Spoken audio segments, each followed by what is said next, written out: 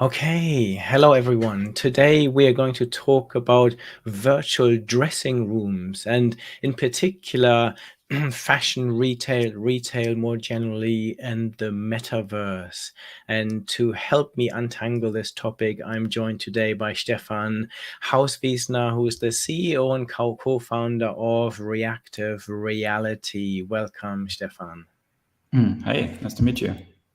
Lovely to meet you. So maybe what we're seeing at the moment is that companies like Amazon and Burberry are using technology like virtual reality, augmented reality to help us try on clothes in the virtual world. So maybe we can start by what you see the role of mixed reality, so augmented and virtual reality. What do you see the role will this be for the future of retail, and in particular fashion retail? Well, mixed reality solves one of the biggest problems of online shopping that we all know. It is the ability to try on and try out products before we buy them. And this is right now, solving a really big problem for the fashion industry, as they have very high return rates and low engagement and low retention rates. And mixed reality technologies such as virtual fashion try-on solves this by enabling online shoppers to try outfits before they buy them, get accurate size recommendations. Definitely, sizing is one of the big issues that need improvement, and really have some fun along the way. So one big learning was that mixing and matching outfits, seeing them on your own body, taking your avatar into all kinds of virtual scenes, seeing how an outfit looks on the beach before you actually buy it, for example. This is something that people really have a lot of fun with. No, and I completely love this idea, because normally what happens is you go into you either have a look online and you see it on someone else that might not look like you in the slightest, or you go into a brick and mortar store and you try it on in a dressing room, but you can't really see if you're trying on, let's say, a black tie outfit. You want to see what this might look like in a party setting, and as you say, if you want to try out beachwear, you might want to see what it looks like actually on the beach. So in the metaverse, in this virtual world, what we can do is we can then try those out and put ourselves into those different environments. So how do we then create this avatar? Because I guess the two really big components of this is that we need to get our avatar right in terms of our sizes and our likelihood, and we need to get the sizing of the clothes right as well, because in order to try them on properly, you need to have the cut profile and the measurements of all the garments you're trying on. So what are some of the challenges, and how do you overcome them, and where are we in this journey at the moment? Well, there's a lot to expand on here. Yeah. So as you mentioned, the two big components are the digital representation of the products and of the people. Let's start with people and their avatars. So here we're in the market for 8 years by now and have done research, academic research before for a couple of years. So we have observed the market for a long time and have developed multiple digitization methods for people along the way. So we have started with stationary scanners that would create your 3D likelihood. Of course, figuring out that this is something that doesn't scale very well. Also, people feel uncomfortable standing in front of industrial cameras and depth sensors. So we moved on to mobile and created mobile 3D scanning, where you would walk around a person and everything is done for you. All the camera settings and the triggering.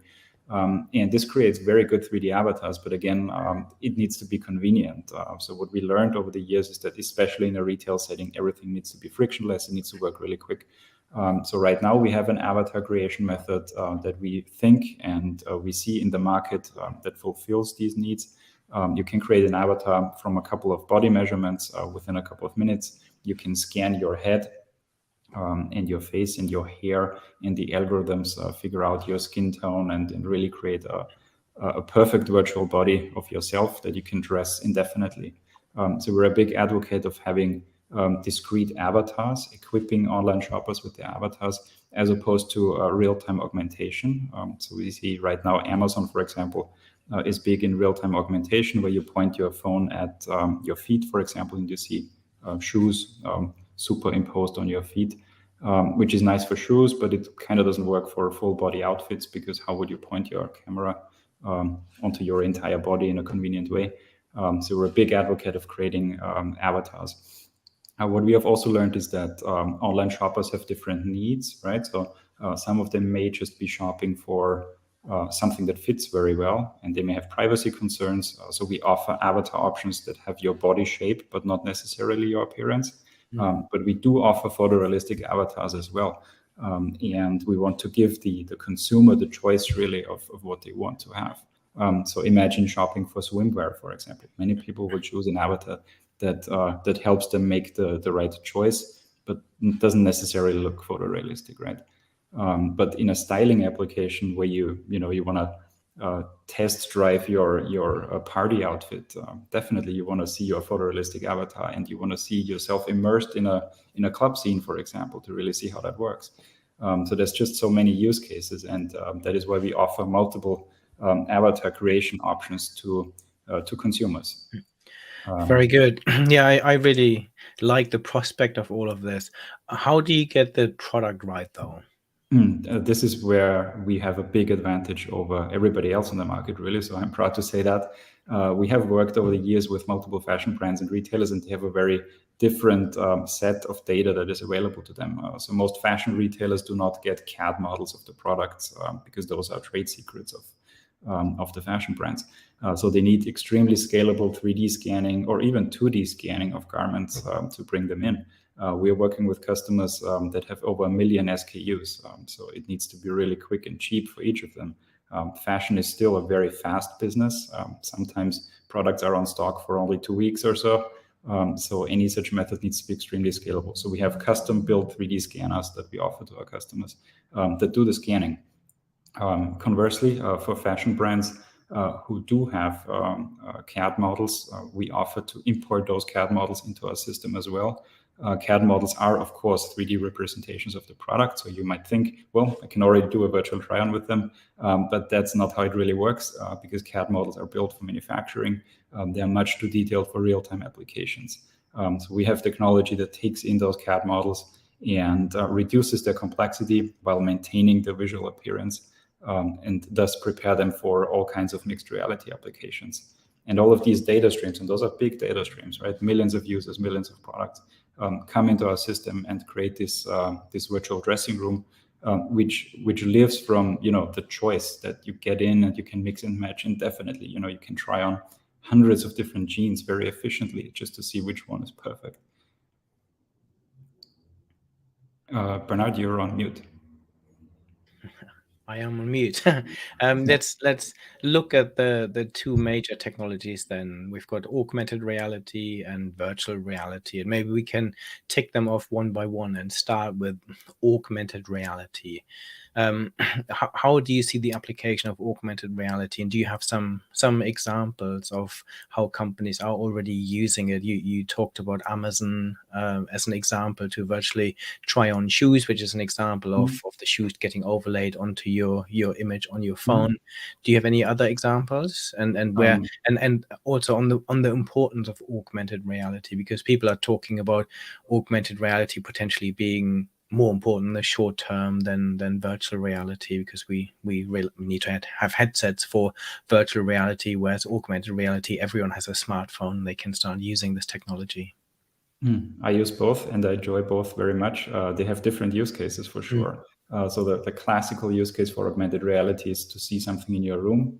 So this is where, for example, furniture shopping benefits from immensely. You can fit a couch into your living room, and you can see how it looks and if it actually fits. So IKEA is doing this for a while. Amazon is doing this for a while. So this is getting established in the market, I would think, and definitely adds a lot of value. In the fashion domain, augmented reality is also really interesting, not only for augmenting body parts where you point your camera to. What we've created, for example, is that we take our 3D avatars and place them in your living room or in your space, wherever you like them. And you're able to walk around your own avatar and dress it interactively. This is extremely impressive. So and when we created this, we realized maybe in 10, 15 years from now, when the young people, teenagers, think of a mirror, they might not think of a slab of glass and metal that is attached to your wall. They might think of an app on their phones or on their smart glasses, and they just conjure this, their image and project it into their room and walk around. And it's a 3D mirror of yourself, really. Yeah, So this is super super exciting, especially when you think that in the future the interface to the digital world might not be our phones, but maybe glasses. If we Mhm. look at what Samsung and Apple are working on at the moment, and HTC. So yeah, this is exciting. So you can just stick your glasses on and walk around your own avatar, seeing what clothes look like on your avatar, on yourself. We've conducted a project with Microsoft to this end, and we created a couple of these. We call them digital human stylists, and they would be your avatar. They look like yourself, and they would respond with your voice to your voice input. So you could speak to your mirror image really, and tell your mirror image to dress differently. So you can tell your mirror image, I like these pants, but maybe try a different sweater. And that digital human stylist would actually look into your calendar, would know where you're going the day, would know the weather forecast, and would make relevant outfit propositions and show them in real time on your own body. Yeah, fascinating. One of my favorite examples is how Bolly, the French glasses company, is using it. So they have the Try On app that allows you to try on glasses, a bit like a Snapchat filter in augmented reality. But what I love is that they've also used artificial intelligence to give you the idea to try them out. So they apply a filter to your front camera, so you can then see what the world looks like when you look through those glasses, which is pretty cool. That's neat, yeah. Absolutely. So moving then to virtual reality, where do you see this going, and what opportunities do you see there? And do you have some examples? I mean, virtual reality, as everybody knows, is big in entertainment. So all kinds of games immensely benefit from first of all the display. But for those who haven't tried, the display is just one component. I think the really big component in VR is that you have your hands free, and you can interact with the real world with your two hands. So you have many more degrees of freedom as you would have with a computer mouse, for example. And this changes really how you interact with virtual worlds. And I think in the long term, these two will actually just converge. Because if you look at VR glasses now, for example, Oculus / Meta, they are adding mixed reality features such as video pass-through. So in the end, it will be just a choice. Like you will have smart glasses, and you will just decide: do I want to see the real world or not? And there may be applications that work in both scenarios very well. Very good. Do you have any examples of companies that are already using virtual reality to help you try on clothes and and in retail more generally? So on VR glasses, I think this used to be actually bigger than now. First, industry companies like BMW and others used VR for all kinds of maintenance and training of staff and things like that. In the fashion world, VR glasses, I think at the moment are not as attractive, because you need the hardware, you need to wear them. So here, I think the direction is more towards the metaverse, which encompasses VR. But does not necessarily require you to wear glasses. Obviously, you can access the metaverse with all consumer devices, really. And here, of course, the fashion industry is big, and this is and very rightfully so, because if we fast forward 10 years from now, and we work in the metaverse, we meet in the metaverse, we play on the metaverse, we all do all these things, and we will need our own avatar. We will need a representation of ourselves there. And fashion companies are in a very unique position that they know their customers so well, that they know their body shapes, they know their appearance, because they know which products they're buying. So they are able to equip a large crowd of people with personalized and high quality avatars. And fashion companies are starting to realize this and translating into even digital fashion, where no physical product is being sold. Yeah, and this would have been my next question. I I think for fashion retailers, it's really interesting that they obviously the initial use case is that you have a digital try on of products that you want to ship to yourself and wear in the real world. But the more time we spend in the digital world as avatars, the more we want to wear those things in as digital only products. So how important do you think this will become in the future?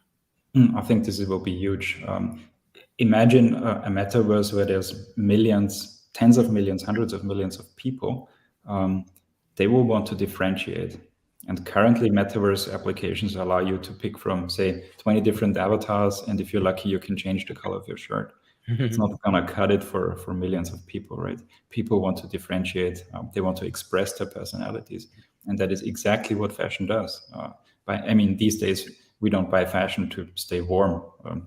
Maybe sometimes, but usually not.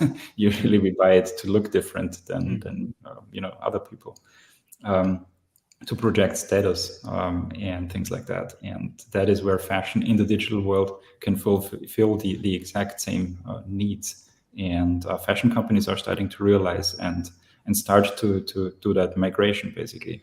I think those NFT type of projects, they are nice, they're first steps. But in the long run, it's really creating digital fashion for everybody online. Yeah, and the beauty of being in the metaverse is that you can be anything you want to be and you can wear anything.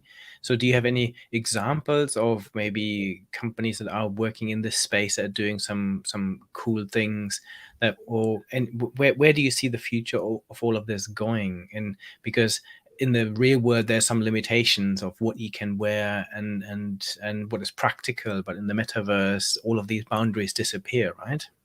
That's right. You can wear anything you like, really. And definitely companies like Nike and Gucci and Burberry, they're starting in that field.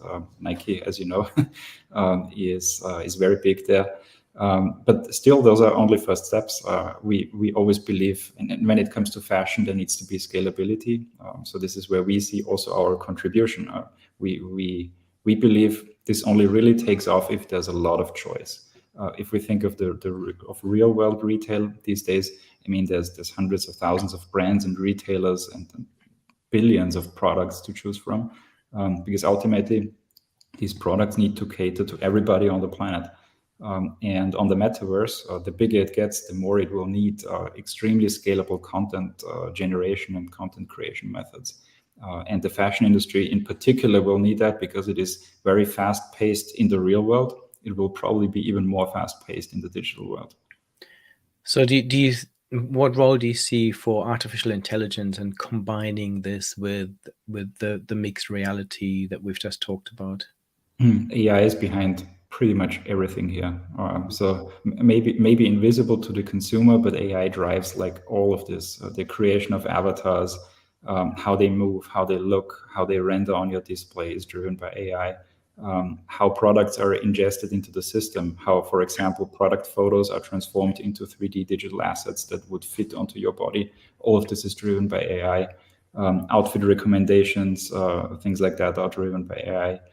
So I think AI is not necessarily visible, but it is just driving the entire experience behind the scenes. Very good. And what do you think this all means for brick and mortar stores?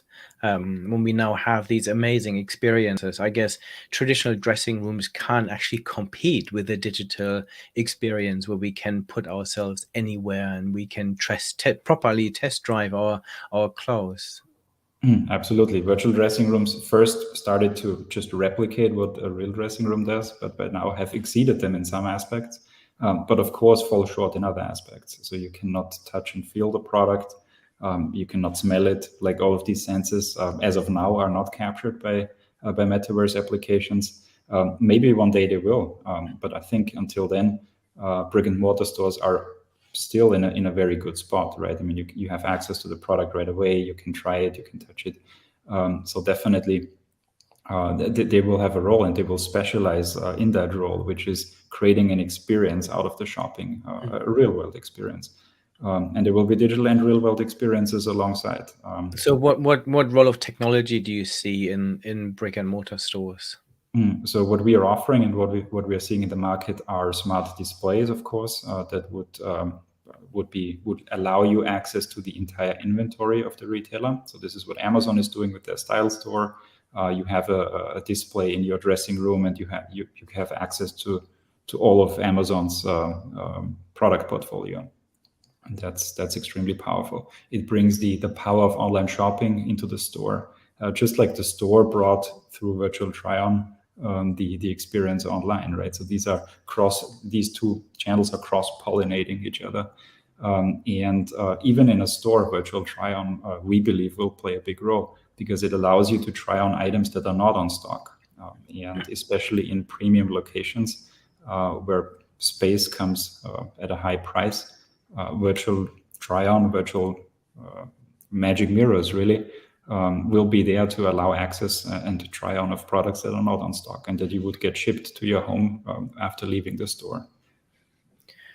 Very good. So what's your view on the impact on people and jobs? So all of this technology is augmenting and changing the job people do. So what we can now do in the digital world is we can try on things, but they can also recommend clothes to us, which has implications for shop assistants jobs in the future. And I guess AI also has a role to play in helping us to design new fashion and new garments. So there's even the creative element is now partly passed on to machines. What's your overall view of the impact of this sort of technology? I think the creative element in particular will be extremely hard to replicate by AI. As of now, AI can be trained. It can see patterns. It can follow rules. But creating something entirely new is not really what it's designed for and what it's capable of as of now. So I believe there will be more opportunity for creative people, because they can create fashion, for example, without having to worry about manufacturing, shipment, logistics, inventory, and these types of things. You can create purely already, in Decentraland, in Roblox, you can create digital assets and sell them. So I think that is a huge opportunity for people all around the world. You don't need to live in a very expensive city and know people to get a job. You can be creative all by yourself. So I think there's lots of potential. Also for the environment, the fashion industry, as we know, is a big polluter. It's the returns, the shipments, the CO2, the waste that ends up in the landfill. During design, there's prototypes that are being created and thrown away the minute they're photographed. So this is an entirely unsustainable industry, and digitally it can be sustainable and even accelerate. Very good. I completely agree. And like you said, for me, this is an opportunity to actually emphasize our truly human skills where we excel at, and creativity is one of those skills. I have just finished writing a new book on the 20 most important skills, and the vast majority of them are human skills like creativity and team working and complex decision making and things that machines can't really do yet. It's really good to hear about the environmental impact as well. I think especially the digital prototyping, the trying on, reducing stock levels, reducing returns, all of this has a real impact on sustainability, which is a big challenge for the industry. So how you as a company, how do you help? If there was a fashion retailer or a fashion brand wanting to explore this technology, how can they work with you and how do you help them? So we're in the unique situation that we offer an end-to-end solution. So we help retailers digitize their assets. We, of course, do the virtual try-on and the virtual fitting and the size recommendation technology, and even offer what is called a software development kit to be integrated into our customers' website and apps. So we offer end-to-end, basically the entire value chain, which is extremely important because as of now, 3D technology cannot be mixed and matched as easily as fashion. So definitely there's a big value in that. And as such, we work with brands and retailers, and they come to us to capture their products. We advise them on different avatar generation methods which might fit their use cases, and give them the tools. Our product is called Pick to Fit, and they integrate that into their website or app or even in-store devices. All of this is driven by the same data flow, by the same products and avatars that come into the system. And we offer the end user experience, allowing mixing and matching outfits, layering, tucking in and tucking out shirts, layering a jacket on top, taking your avatar outside, all of this functionality, which makes a virtual dressing room really fun and powerful. And looking ahead into the future, then, if you think about some of the stuff we just talked about, the metaverse, AI, what are your predictions or hopes for the future of the retail space and the fashion retail space in particular? We think and we hope that fashion brands and retailers realize the situation that they're in, this unique situation of being able to accelerate a trend, the trend towards the metaverse, being able to equip everybody with their avatars, with their fashion, and ultimately transforming this entire industry into something that is much more sustainable, that allows for more creativity online. And that is something that we use every day. So as a technology creator, we always appreciate and like when technology is being used, and not just used once in a while, but rather every day. And these mixed reality applications have the potential of being something that we use every day, all the time. And we're really excited about that. Very good. And what potential do you see for Web3 and blockchain technology to come into this equation as well when you talk about fashion? That's a super important infrastructure topic, if you will.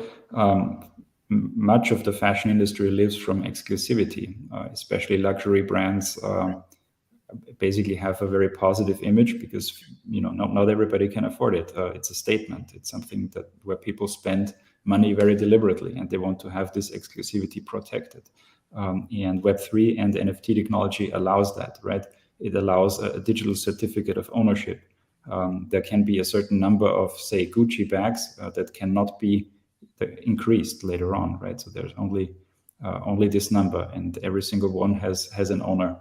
And on the metaverse, NFTs can potentially protect these assets from being copied. I think as of now, the technology doesn't quite do that. It's only the license of ownership, but the underlying asset can be copied. But in the future, when everything lives on a metaverse platform, NFTs can really be there to protect and encrypt your digital assets. And only when you wear them, they're unencrypted. And once you log off, they're encrypted again. In this way, luxury brands can really ensure exclusivity, and luxury product owners as well, right? Absolutely. That was super fascinating. So if anyone wants to learn more, where do they go to find out a bit more about what you do as a company? www.reactivereality.com, and definitely feel free to reach out to me, also over LinkedIn.